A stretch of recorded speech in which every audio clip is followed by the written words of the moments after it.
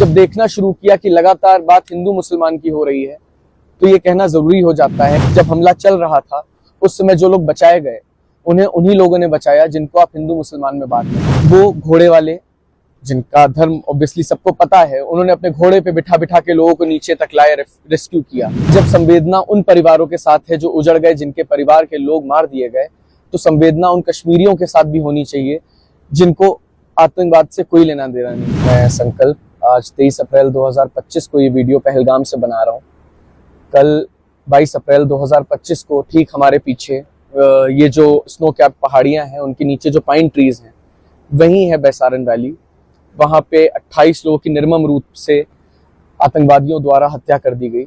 वो निर्दोष टूरिस्ट जो अपनों के साथ इस जगह को घूमने आए थे, उनका कोई कसूर नहीं था, उनको मार दिया गया।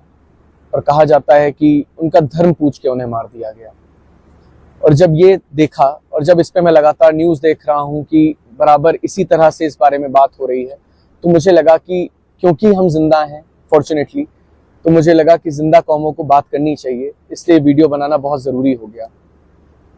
कल जब यहाँ पे हमला हुआ तब हम लोग अरू वैली में थे, और जब हम लोग नीचे आ रहे थे तो करीब 4:30 बजे हमारे घर वालों के फ़ोन जब बजने शुरू हुए, जैसे ही हम नेटवर्क क्षेत्र में आए, तो हमें पता लगा कि हमारे घर वाले बहुत ज़्यादा पैनिक में रो रहे थे, बिलख रहे थे, परेशान थे। हमारे होटल से हमको फ़ोन आ रहे थे कि सर हमें आपकी बड़ी चिंता हो रही है, आप लोग कहाँ पे हैं। हम लोग होटल आ चुके थे। और उसके बाद हमने न्यूज़ देखनी शुरू की, और जैसे जैसे इवेंट्स अनफोल्ड हुए तो हमें समझ में आया कि घर वाले क्यों इतने परेशान थे। अचानक से जितने लोग हमारी सेवा में यहाँ पे हैं, उनकी आंखें बदल गई, उनकी आंखें शर्म से झुक गई, उन कश्मीरियों की।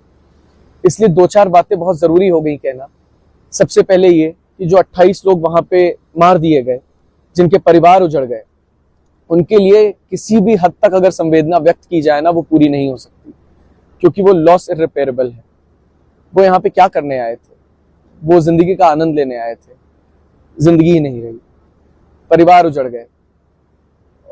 और दूसरी तरफ एट द सेम टाइम ये रियलाइज हुआ कि जो कश्मीरी लोग हैं, जिनके सिर माथे जिन्होंने हमको अपने लगाया था, उनके परिवार कैसे उजड़ गए। जब देखना शुरू किया कि लगातार बात हिंदू मुसलमान की हो रही है, तो ये कहना जरूरी हो जाता है कि जब एक हमला हुआ तो इमीडिएट रिलीफ जहां पे ये हमला हुआ वहां पे या तो पैरों से जाया जा सकता है, घोड़े से जाया जा सकता है। जब हमला चल रहा था उस समय जो लोग बचाए गए उन्हें उन्हीं लोगों ने बचाया जिनको आप हिंदू मुसलमान में बांट रहे हैं। वो घोड़े वाले जिनका धर्म ऑब्वियसली सबको पता है, उन्होंने अपने घोड़े पे बिठा बिठा के लोगों को नीचे तक लाए, रेस्क्यू किया, आर्मी के पास तक पहुंचाया। आर्मी को पहुंचने में जितना समय लगा, अभी हमारे ऊपर से हर 5 से 10 मिनट में हेलीकॉप्टर निकल रहे हैं। हम लोग लगातार कल से हेलीकॉप्टर की आवाजाही देख रहे हैं। मैं सही बताता हूं आपको कि इस नदी की आवाज के बीच में वो हेलीकॉप्टर की आवाज ने हमको रात भर सोने नहीं दिया।